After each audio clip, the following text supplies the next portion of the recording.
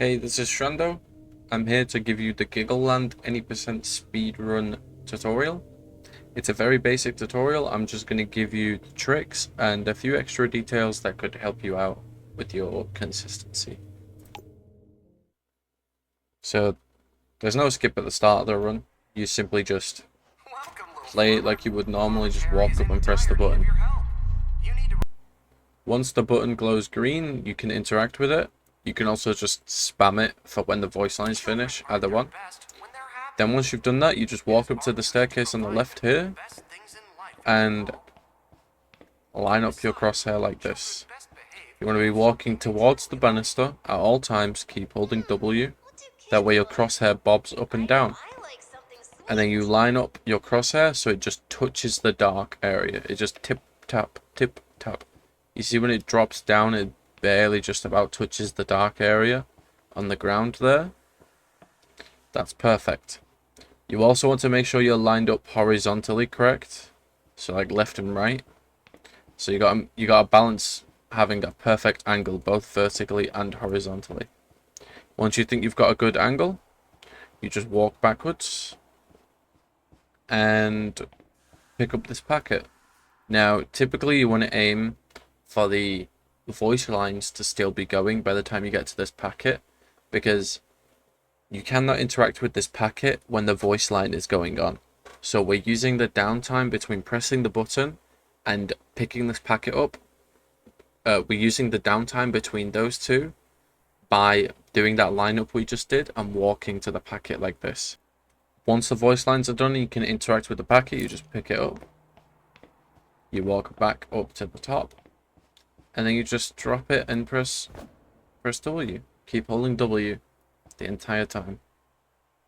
If your packet ever flies off to the side like this, see how it went off to the right? That's because you're angled badly.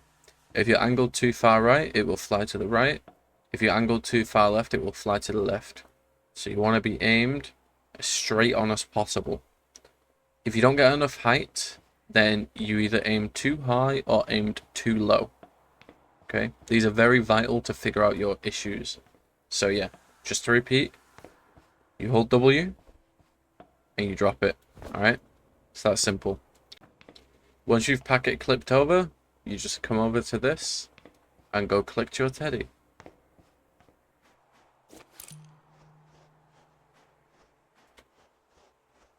Alright, now you come back to the staircase you came from. This was the staircase you did the packet clip. And you walk into this corner. You'll know if it's a corner, if it's the correct corner, because if it isn't the corner, you'll go up the stairs. So you'll know if it's the correct corner if you're still at the bottom of the stairs and you're against the wall. Once you're against this wall, you just crouch, turn around, and look straight down. Okay? Now you want to be looking as straight back as possible. A good visual is just looking at these lines and seeing if they look straight up on your monitor. If they do, you're good. You can just drop it. There we go. Now, one weird thing about this game is items can always be picked up through walls. I don't know why. It's just a thing. So this teddy, even though I visually cannot see it, if I just look at it through the wall, it can be picked up. After you clip through the wall and pick your teddy up, you can just turn around. You see this room open on the left? This actually has an invis wall that stops you going in. So the only way in is through this wall. So you just go to this wall and do another basic clip. Now, usually the teddy will be around to search. You just look around. Eventually your mouse will change to a hand and you can pick it up. Sometimes the teddy does fall into the void. In that case, it takes about 10 seconds for it to hit the death barrier and respawn back up here. So if you want, you can be patient and just wait 10 seconds for it to respawn and then just search for it again. Alternatively, if you think there's an issue and it's vanished or something, you can just walk it back into the room you clipped from and search for it. Anyway, once you've clipped through, you just turn around, come over to here and walk up this hallway.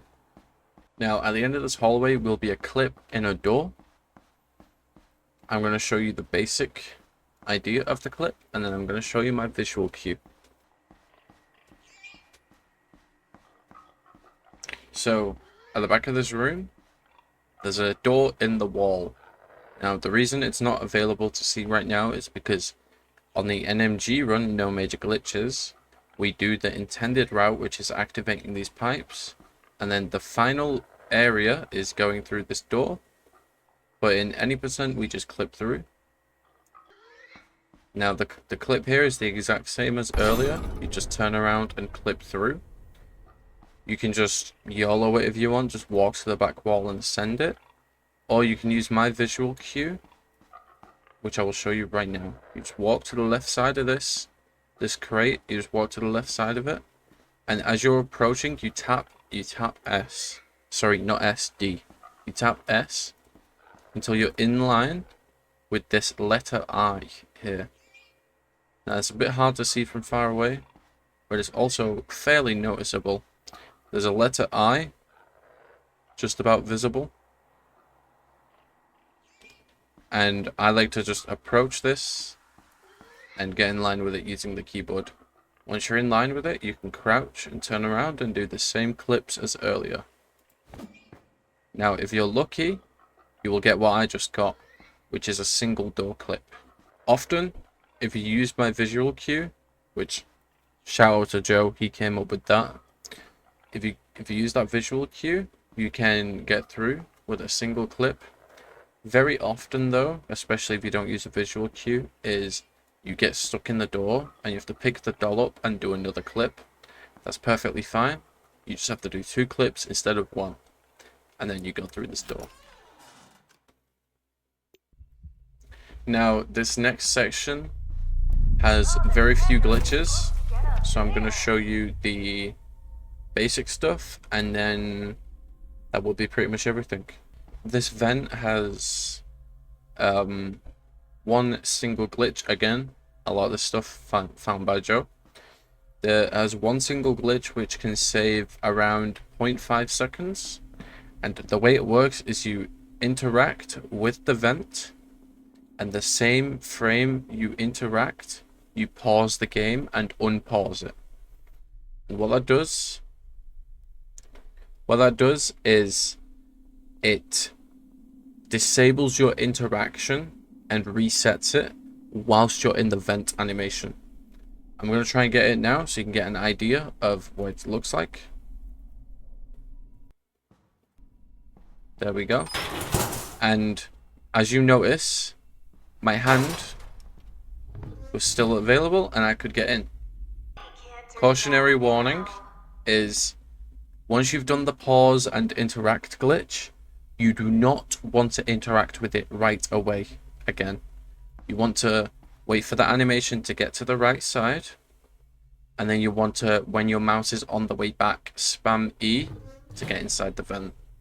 If you interact too early with the vent, aka you just interact again right after unpausing, then you will get in a soft lock state. And so yes, just make sure that you only do a second interaction with the vent once it's back coming over. In this area there's a very, very simple glitch. You just walk out and you pick up the plank through the wall. And then complete it like you normally would. Now in this next area, there's a lot of crouch optimizations you can do. So the intended route is you crouch under this, and then you crouch under this. But there's actually a way to get over these crouch zones, and that's to crouch and then jump a frame later. And then you can uncrouch once you're on top, walk around, and repeat the same thing. Just crouch, go over, crouch, go over. It's just a simple crouch and then jump a few frames later, and that allows you to get on top of all these areas. The only area that is kind of weird is here. It's a one-way crouch jump for some reason. So you crouch and then jump here, but for some reason you cannot crouch and jump over the other way. So on the way here it'll be over all of these, and here you want to crouch and then jump again, and you want to try and slide under this because you cannot go above here. You want to try and just get a jump crouch under here. Now the reason you want to crouch jump under here, if you didn't notice then, is when you do a crouch jump you actually maintain a lot of speed compared to just crouching. If you just crouch, you lose a lot of speed quickly. If you crouch jump, whilst you're in the air, you still gain a lot of speed while still being able to go under crouched areas. So you crouch jump under here as well. That saves a tiny bit of time. And then you just complete the levers like you normally would.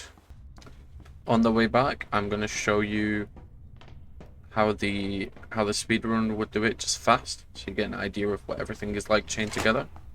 You crouch jump under here. Now you have to go under here. This is the only path. So you crouch jump under here. You then crouch jump over this. Crouch under this. And then you crouch jump over this. Get this lever. Crouch jump over here. Crouch jump over here. Crouch jump over here. And just do all these little crouch jumps. Now there's one remaining glitch in the run, and it's extremely simple. All you gotta do is interact with the computer and then double alt tab. What that does, if you couldn't tell, is it makes that shutting down screen close a lot quicker. Very simple, but very effective. If anything changes with this run, anything goes out of date, or we find new glitches, I will try to update you guys with a pinned comment or in the description.